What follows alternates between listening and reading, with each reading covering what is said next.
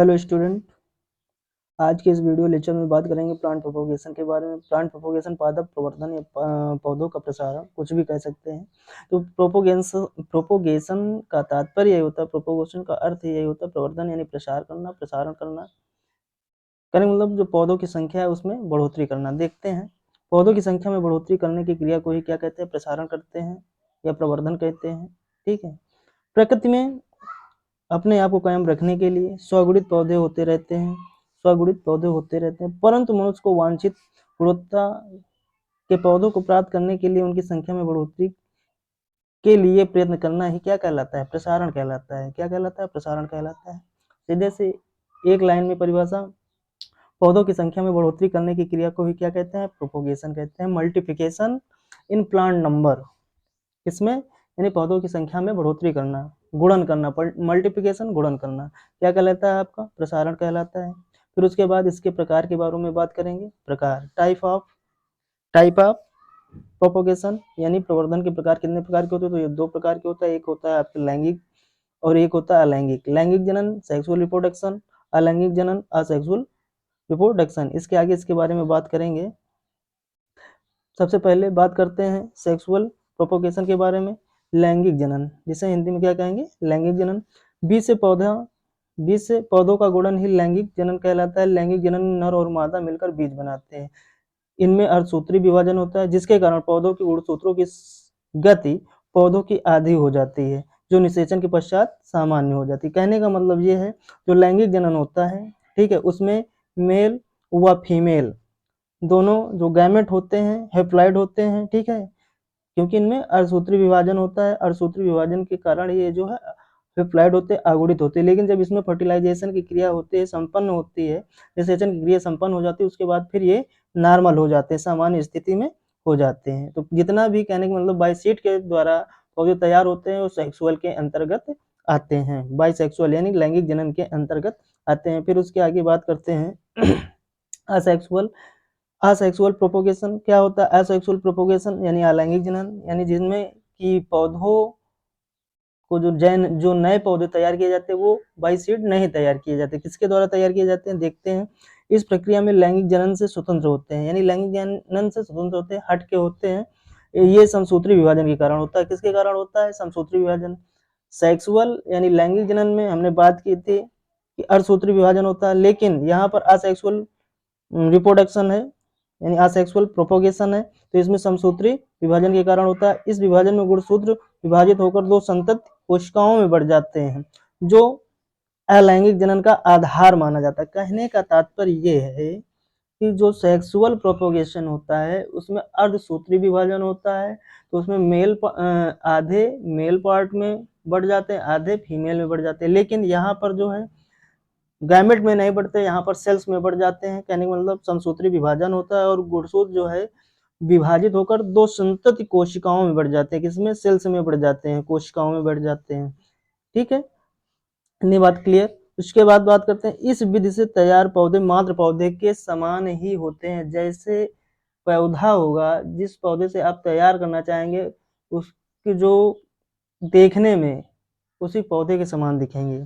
जैसे कलम बांधना, ठीक है, कलम बनाना, दाब और सिर्फ बहुत सारी इनके अंतर्गत विधियां हैं जो अलैंगिक जनन के अंतर्गत आती हैं। तो कहने का मतलब जो असेक्सुअल प्रोपोगेशन होता है, असेक्सुअल प्रोपोगेशन में पौधे के किसी पार्ट को लेकर एक नया पौधा तैयार किया जाता है, वो क्या कहलाता है, वो कहलाता है एसेक्सुअल प्रोपोगेशन कहलाता है। फिर उसके बारे में उसके बाद असेक्सुअल प्रोपोगेशन के अंतर्गत दो वर्ग रखे गए, एक वेजिटेटिव प्रोपोगेशन, एक अपोमेक्सिस। वेजिटेटिव प्रोपोगेशन यानी वेजिटेटिव का मतलब होता है कायिक प्रवर्धन, और अपोमेक्सिस प्रोपोगेशन यानी कि असंग जनन। ठीक है, असंग जनन होता है। तो ये जो असेक्सुअल प्रोपोगेशन होता है, अलैंगिक जनन होता है, इसमें दो कैटेगरी होती हैं, दो भाग होते हैं। वो कौन से होते हैं आगे बात करते हैं। पहले देख लेते हैं वेजिटेबल प्रोपोगेशन यानी कायिक प्रवर्धन के अंतर्गत। इसके अंतर्गत कौन कौन से आते हैं, तो इसके अंतर्गत कटिंग भी आती, बडिंग भी आती, ग्राफ्टिंग आती, लेयरिंग आती। ये सब मेथड आपके असेक्सुअल प्रोपोगेशन के अंतर्गत आते हैं। अब कटिंग के अंतर्गत कौन कौन सा मेथड आता है, कटिंग के अंतर्गत रूट कटिंग आती है, स्टेम कटिंग आती है, लीफ कटिंग आती है। इसके बारे में हम आगे विस्तार से पढ़ेंगे।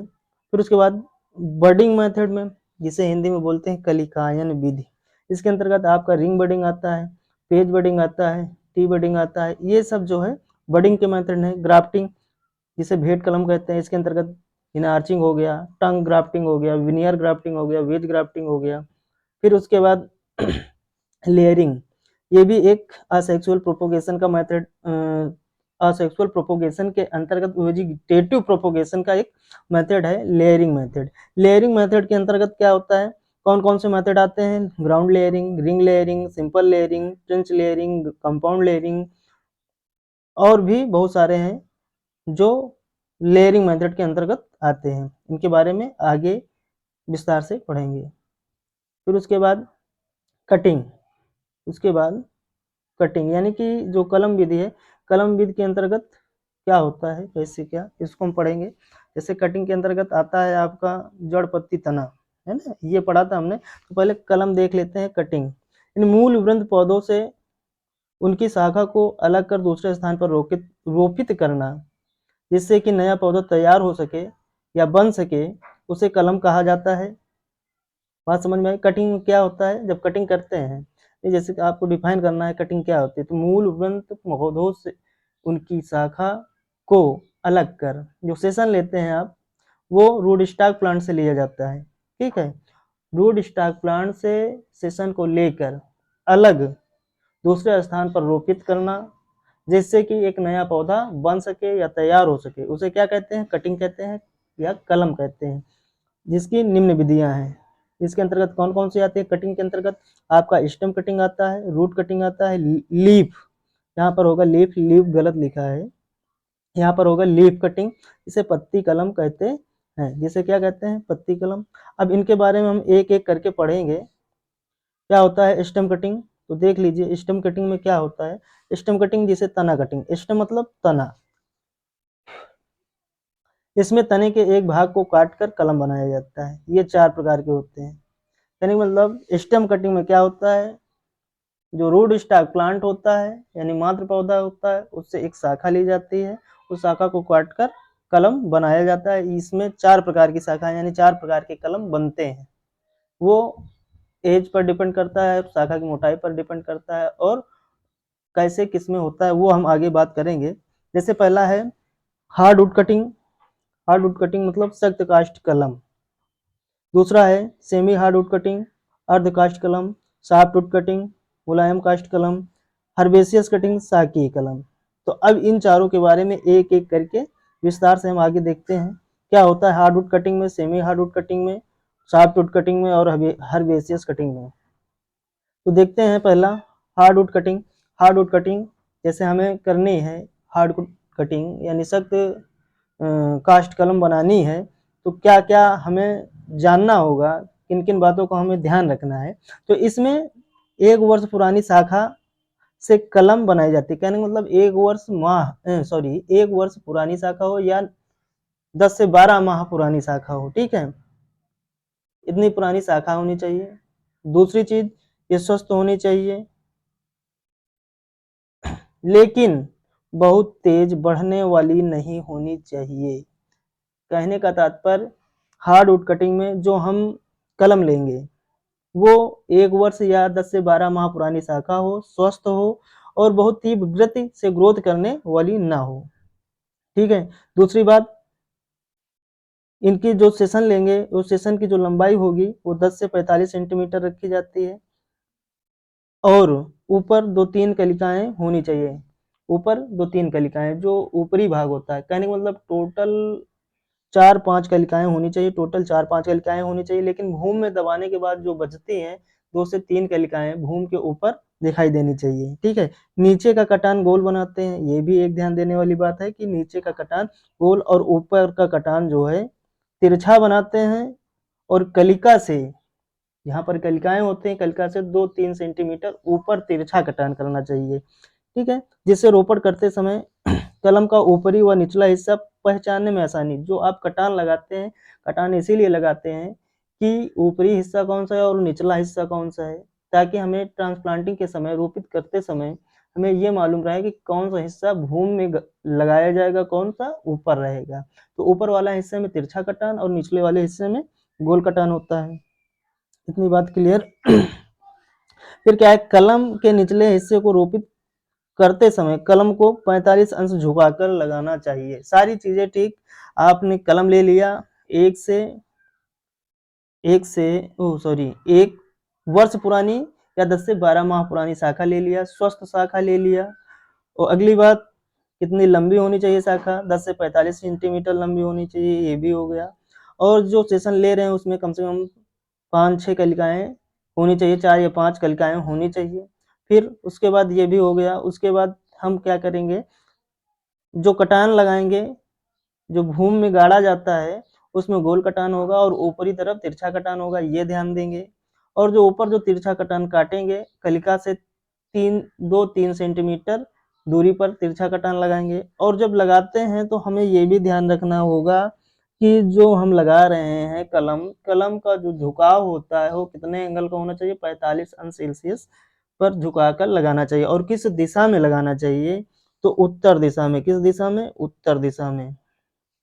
ठीक है, जैसे हार्डवुड कटिंग किसकी किसकी बनाते हैं, गुलाब हो गया, अनार हो गया, कनेर हो गया, शहतूत हो गया आदि, इन सभी में हार्डवुड कटिंग की जाती है। ओके। फिर उसके बाद बात करते हैं semi hardwood cutting. Semi hardwood cutting यानी कि अर्ध सख्त काष्ठ कलम।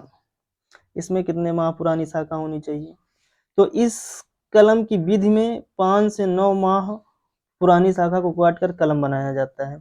इस विधि में कलम की लंबाई जो है 10 से 20 सेंटीमीटर होती है और कलम के आधार पर लगी पत्तियों को काट दिया जाता है। तो कलम लेते हैं, उसके आधार में जो पत्तियां होती हैं उनको काट दिया जाता है तथा शीर्ष पर लगी पत्तियों को बिना तोड़े छोड़ दिया जाता है। यानी बेस वाली पत्तियों को तोड़ दिया जाता है या काट दिया जाता है और शीर्ष वाली पत्तियों को ऐसे छोड़ दिया जाता है। इस प्रकार की कलम हरे पौधों से ही बनाई जाती तथा प्रायः शरद ऋतु में बनाई जाती है। इतनी बात समझ में आई। सारी चीजें वैसे होंगी, केवल क्या क्या ध्यान रखना है, जो शाखा लेंगे आप 5 से 9 माह पुरानी होगी, स्वस्थ होनी चाहिए, और जो शाखा की लंबाई होगी 10 से 20 सेंटीमीटर लंबाई होनी चाहिए।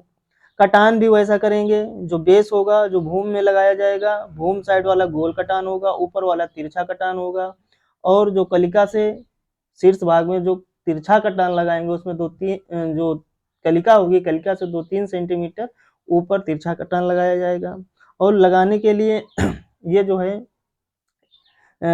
लगाने के समय यानी कि वही प्रोसीजर होगा जैसे हार्ड वुड कटिंग में किया था, 45 अंश का झुकाव होना चाहिए।